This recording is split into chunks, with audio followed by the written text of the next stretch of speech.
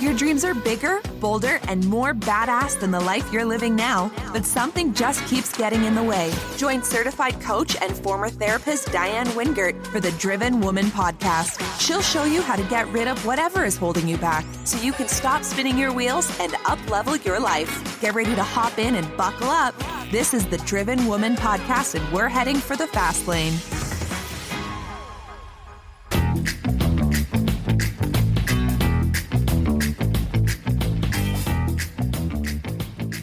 Well, hello there to my driven women. How are you? If you're anything like me, you are so ready for this shit show of a year, 2020 that is, to be over. And we've got just a few days left based on when this podcast is being recorded and released, but it's not too late for you to send me your review of the podcast. Let me know what you like, let me know what you hate, let me know what you want to hear more of and what you can't get enough of. I promise to read it on an upcoming episode, like this one from VT Fam is the screen name. But I found out it's actually been written by someone I know in one of the online communities I'm a member of. None other than Heather Frechette Crowley, who is the founder and CEO of Root Marketing. That's R-O-O-T, like the roots of a tree. She can be found on Instagram at root_MKTG. Heather and I both share a love of marketing, online business, and especially coffee. Here's what she has to say about the Driven Woman podcast. Digestible, actionable, and sassy. Love this podcast. Not only does it give me another way of looking at things, i.e. my life, but it's presented in a straightforward manner with a side of sass. Diane goes beyond acknowledging and provides real-life scenarios I can apply in my day-to-day. Well, thank you, Heather. That is exactly what I aim to do. And for those of you that haven't written yet, you're running out of time for 2020. It may be the only good thing you get done all year. Now, today's episode is a solo. You've noticed, probably, or maybe not, that I'm alternating a solo with an interview, a solo with an interview. You'll have to let me know how you like that.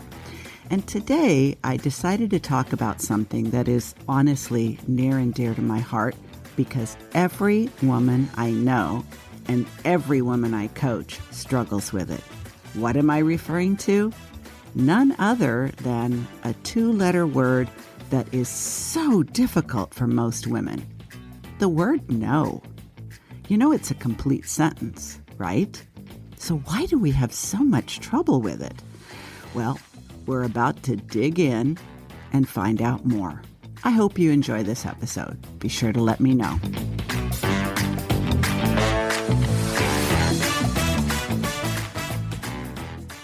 As promised, we are going to talk about the word no today.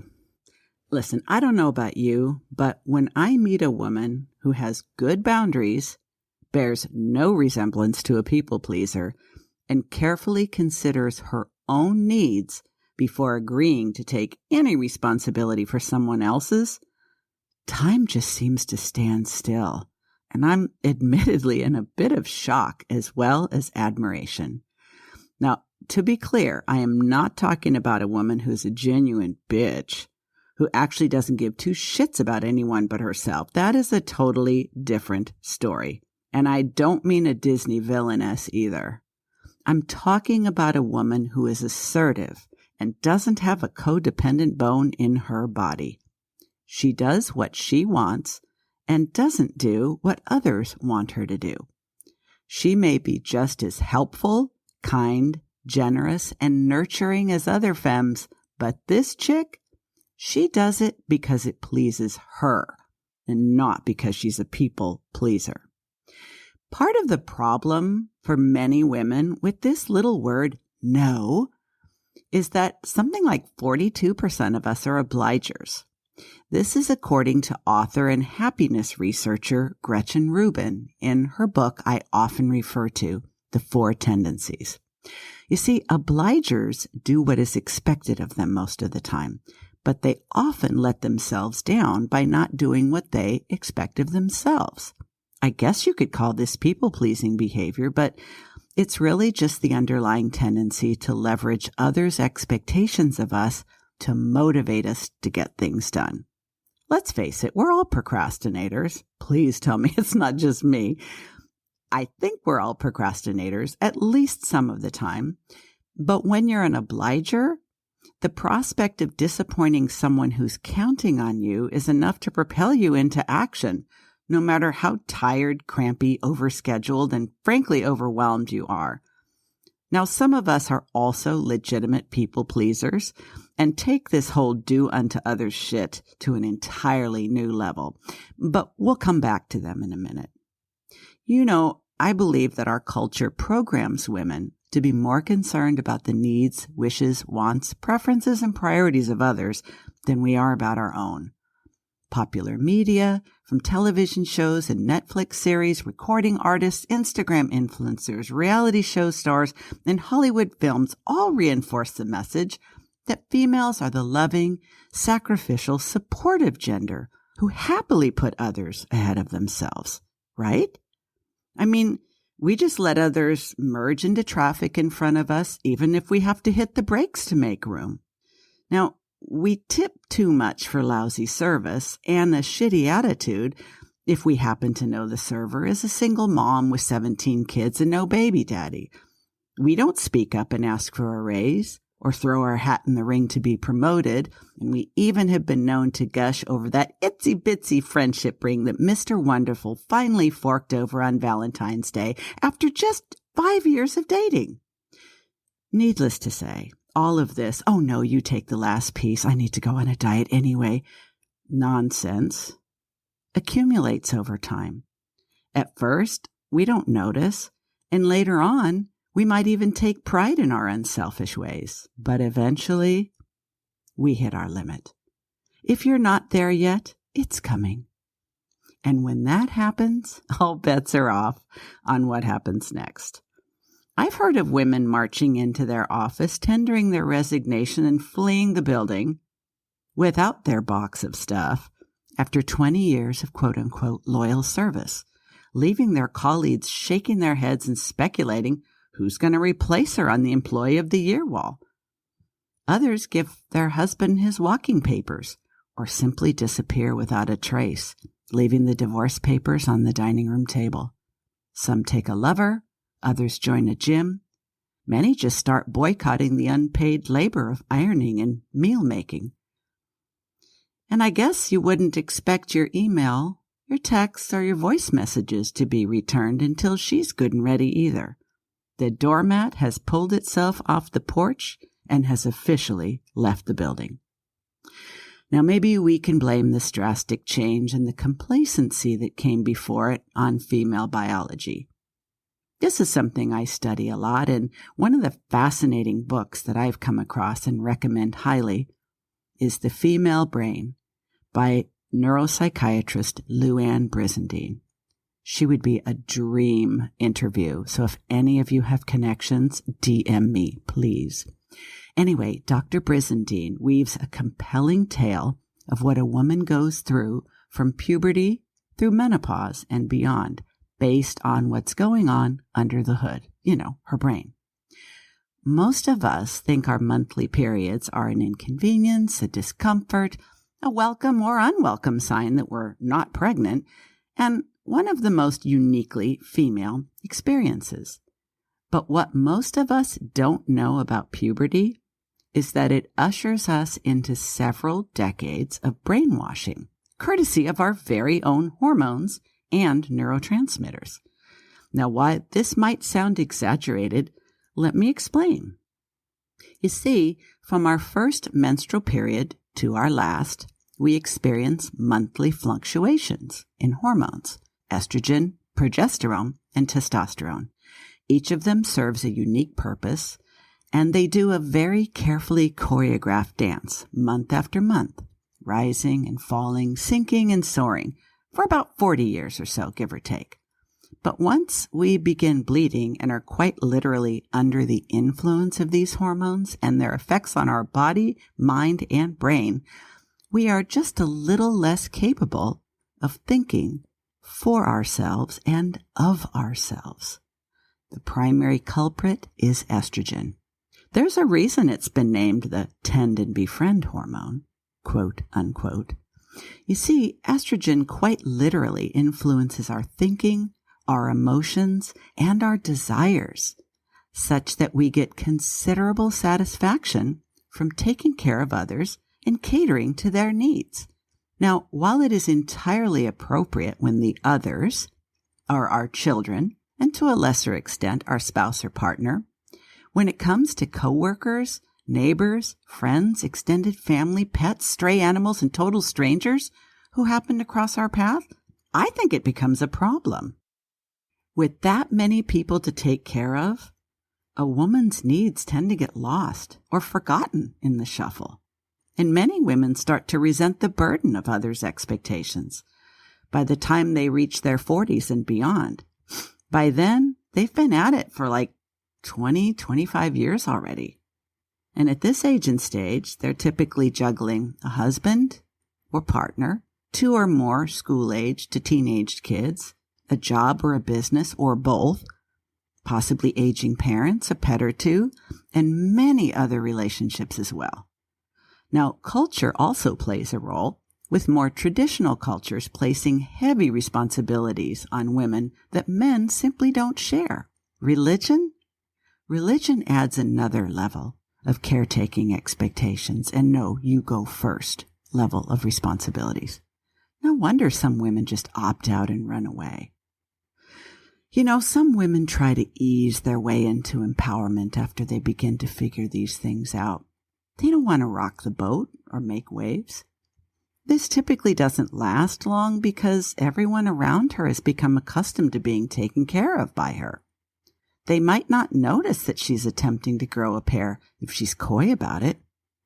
In my experience, most of us have to come marching in with either stilettos or combat boots to make our newly awakened selves known. Friendships can end.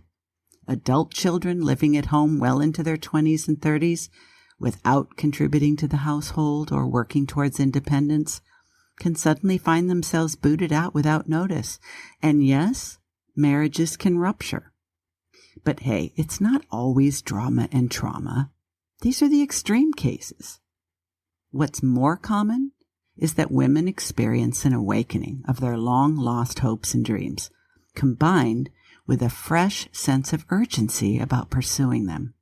This can and often is the start of the most exciting, productive, and fulfilling stage of their entire life.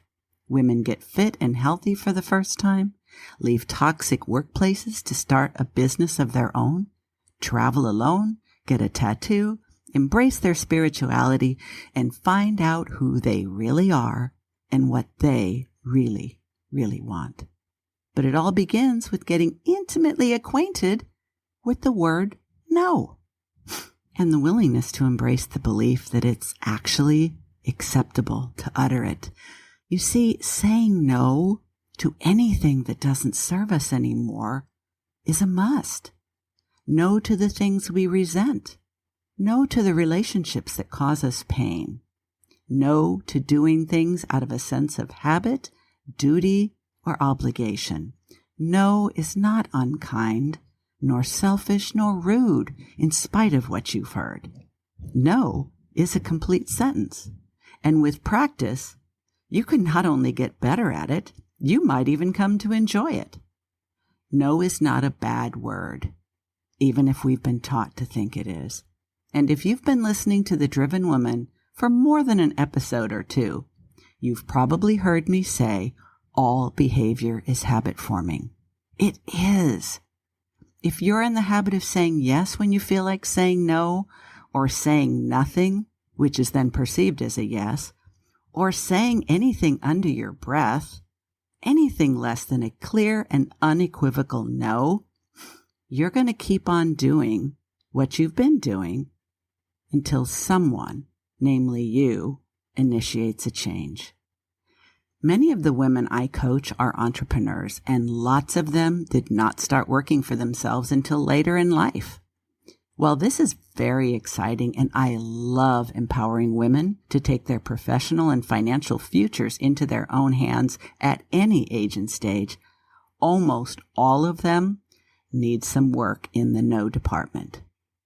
Saying yes as an employee, a wife, a mother, a sister, a daughter, a neighbor, a friend, becomes yes as an entrepreneur automatically. And while we must say yes to many things as we begin the path of self-employment, such as yes to longer hours, yes to uncertainty, and yes to fear on a daily basis, we need to be careful not to get too attached to the habit of yes to things like discounting our fees, scope creep, and unlimited access to brain picking from clients and colleagues alike. Without a healthy balance between yeses and nos in our business, it not only won't be profitable, we may be too burned out to notice or care. So does the prospect of saying no a lot more sound both appealing and scary as fuck? I get it. You know, believe it or not, I was not always a boundaries badass. I have been taken advantage of. I have said yes when no was burning a hole in the back of my throat, and I have done too many things out of fear of guilt, out of habit, and out of obligation than I care to admit. But it's never too late to learn how to stand up, speak up, and draw a line in the sand. You don't have to go into hiding, move to Tibet, take yourself off of social media, or change your phone number. But you do need to start taking action, not just thinking you should. Don't start with the situation or the relationship where the stakes are highest, the history longest, or the fear the greatest. Something I recommend to my clients who want to get better at this no business is to identify one scenario that they encounter regularly and where they tend to give more than they want to. It could be a single client that always gets more out of you than they pay for, or the well-resourced person you barely know who somehow talked their way into the friends and family discount for your services indefinitely. Ask yourself, are you willing to lose their business for the sake of your own sanity, not to mention your self-respect? Then remind yourself that even if that is the worst case scenario, your mind is red light flashing before you, it's actually highly unlikely.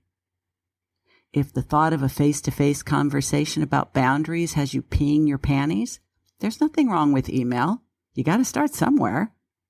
So sit down with a pen and paper or a blanking cursor if you're more of a digital gal, and identify that one area in your business or personal life where you are habitually saying yes by default and want to stop. It could be the last-minute work that you get from clients. Let's say, for example, you have a service-based business with a 1-week turnaround time, but a handful of clients keep sending you rush jobs which force you to give up your free time or work after hours. Declare your line in the sand, first to yourself, practice it in front of the mirror if you need to really feel it, and then in writing. Compose an email to all of your clients, not just the ones who push the limit. No one likes feeling singled out. Inform them all that as of January 1st, or whatever date you choose, there will be a late fee of X amount or X percentage for all work submitted after the deadline. You should expect some pushback. You should expect some testing. You should actually expect the worst offenders to turn their work in late, as always, thinking you didn't mean them after all. This isn't magic, folks. And remember, it's you we're changing, not other people. They can keep on being just as selfish, just as oblivious, and just as entitled as ever. You don't have to go along. Now, you might be surprised to find that your always late customers can and do change. Or they might leave you, and you won't miss them. They might even go off in a huff and come crawling back later because your competitors have learned the value of saying no too. But what I can tell you, and I can almost promise, which is about as close to a guarantee as it comes, you will not experience regret. You won't regret putting your foot down. In fact, if you experience any regret at all, it will merely be that you wished you'd done it sooner. That's all for this week, ladies. I'll see you next time. Hey, I hope you're enjoying listening to the Driven Woman podcast and looking forward to each new episode every Tuesday. Are you ready to take our relationship to the next level? Visit my website at dianewingertcoaching.com. I have a weekly blog. There's a quiz you can take to find out what your ADHD signature strength is, and some other freebies like the 6 Steps to ADHD Mastery or the Driven Woman Roadmap Fast Track to Success. And if you're ready to get serious about going from spinning to winning and taking yourself from driven but distracted to focused, fired up, and flame retardant, you should definitely sign up for a free consultation. We'll spend 30 minutes talking about where you are, where you want to be, and whatever's getting in the way. I won't try to sell you if you're not right for coaching and I'm not the right one for you. But if you are, this might be the best way to make 2021 your best year ever. Want to hear from someone who's actually worked with me? Have a listen to my client, Rachel. I didn't have you helping me along the way to understand a lot of this stuff. The meds would have been a waste for me, a complete and total waste. I would have had a little bit more energy maybe, but still the habits, whatever. There's no magic pill. It's always going to be something I'm going to have to work on. And I am understanding that and being okay with that and just kind of working through that and thinking and being intentional and stopping myself and doing all of the things for the first time in my life. I'm going to tell you right now, the meds have allowed me to slow stuff down enough that I've never been this effective at anything cognitive ever in my life. But I've also never had it explained to me by somebody who understands what's going on in my head either. You've been listening to the Driven Woman podcast with Diane Wingert. Want more straight talk and strategy each week that will take you from spinning to winning? Don't forget to hit subscribe in your podcast player so you won't miss a single episode. Then head on over to the Driven Woman free and private Facebook group community. See you there.